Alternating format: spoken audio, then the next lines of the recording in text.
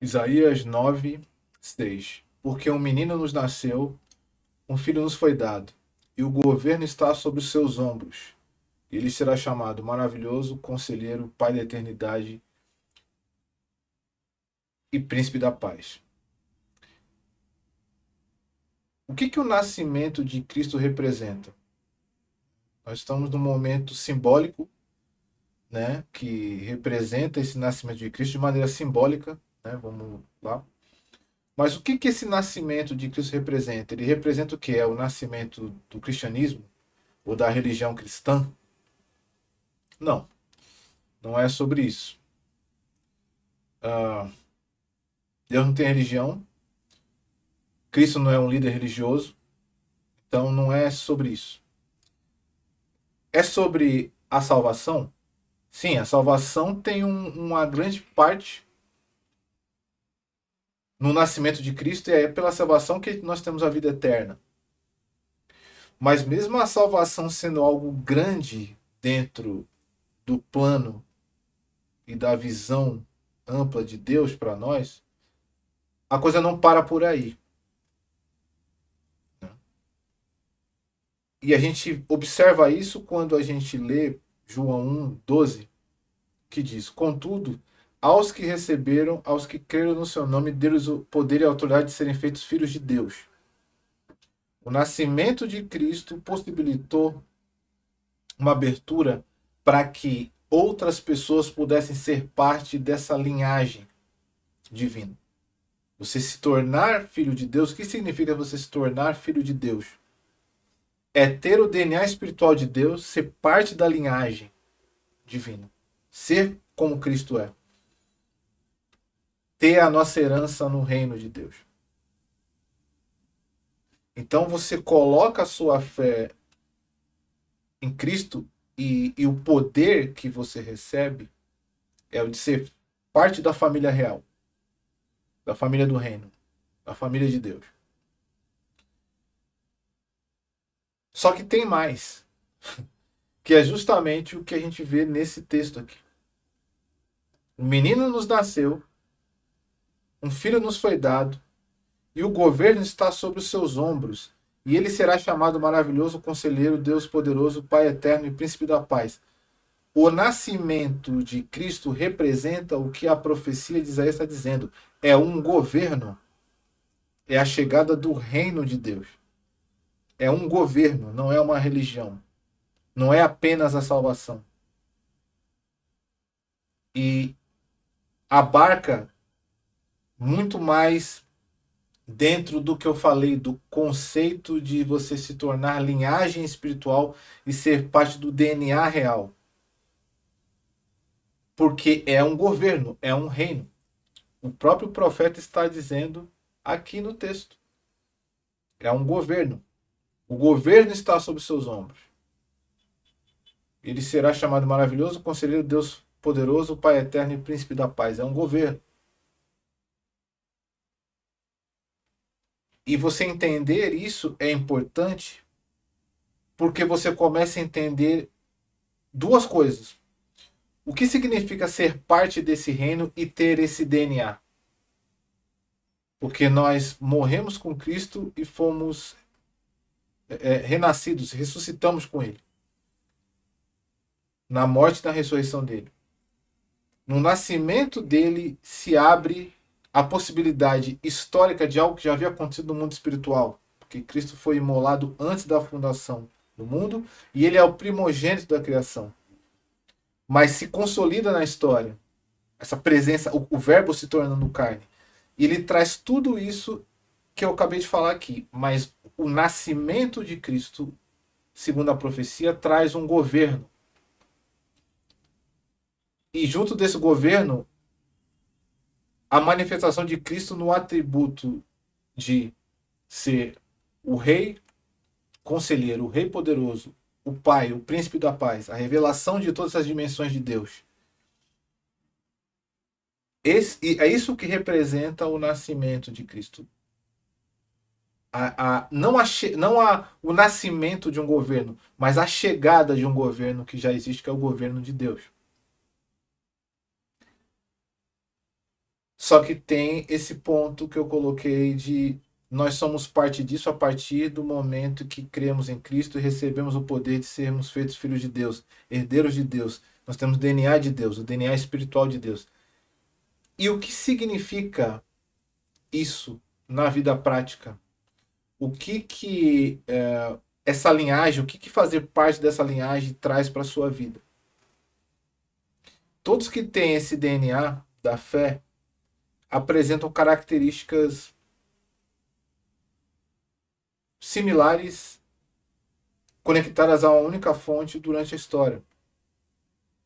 Uma linhagem de pessoas que creem e que mantêm a fé mesmo contra a esperança. Uma linhagem de guerreiros que derrubam gigantes. Uma linhagem que não se prostra aos deuses desse mundo e que fecha a boca de leões. É uma linhagem divina que manifesta os atributos de Deus. É uma linhagem da fé que crê contra a esperança, como eu falei. A história de Abraão. É uma linhagem de guerreiros que derrubaram gigantes, como Davi. É uma linhagem que não se prostra aos deuses desse mundo, como Daniel e seus amigos na Babilônia. É uma linhagem de peregrinos que escolhem obedecer mesmo sem ver o mapa completo. Que Abraão também, quando Deus disse para ele, ó, você vai ser pai de muitas nações, ele não estava vendo, mas ele creu. Isso foi acreditado como justiça para ele. É uma linhagem de aliança de sangue, sustentada por uma promessa. É uma linhagem de libertação, onde nós atravessamos cativeiros na direção de uma promessa maior, como a história do povo de Israel, como a própria história do povo preto, né? Todos os povos que foram escravizados aqui nessa terra. Deus tem um plano de libertação.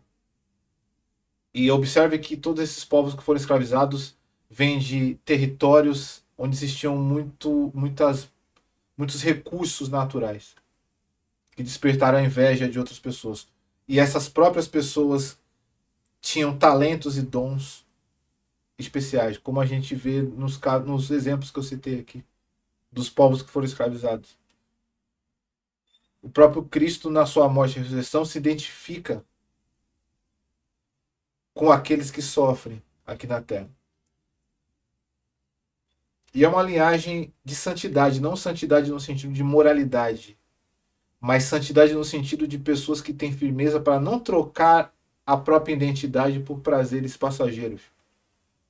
Que é quando você vê a história de José, que mesmo em meio às tentações no Egito, ele se manteve firme e alcançou o favor de Deus, ali se tornando governador do Egito e mudando a história para a família dele e para o povo dele. Então a gente pode ficar aqui até amanhã. Né? Uma linhagem de profetas que não se vendem e que levantam a voz pela verdade. Uma linhagem de fidelidade, né? Que se mantém firme mesmo em meio à pressão do ambiente. A gente vê isso na história de Daniel também, como eu citei. E a história vai. Se você já teve a oportunidade de observar a sequência da história bíblica, né, você vai ver que essa aliança, esse pacto que Deus estabelece com o ser humano quando ele é acompanhado por fé, ele manifesta essas características que eu citei aqui. Então, o nascimento de Cristo vai muito além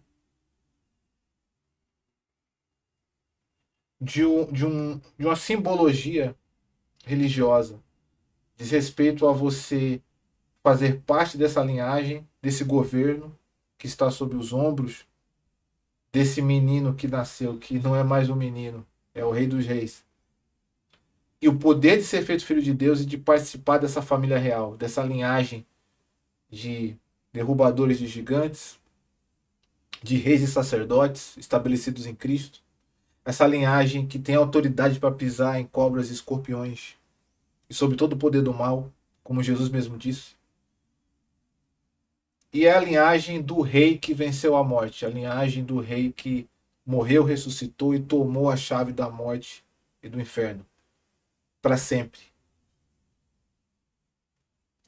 E que nos traz vitória final através do seu sangue.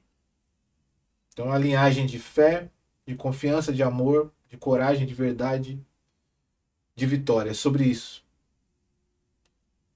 E que essa data ela traga para você e traga à sua memória o verdadeiro significado do nascimento de Cristo dentro de toda essa riqueza que foi falada aqui.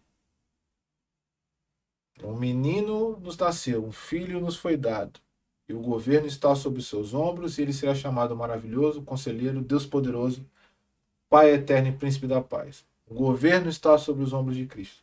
Não existe paz sem o Príncipe da Paz. E todos quanto receberem acessam o poder de serem feitos filhos de Deus, fazer parte dessa linhagem espiritual que vence o mundo, que vence a morte, para a glória de Deus, para a glória do reino e para a manifestação desse reino na terra. Essa é a mensagem de hoje e que Cristo possa nascer no seu coração todos os dias, trazendo toda essa riqueza. Até a próxima.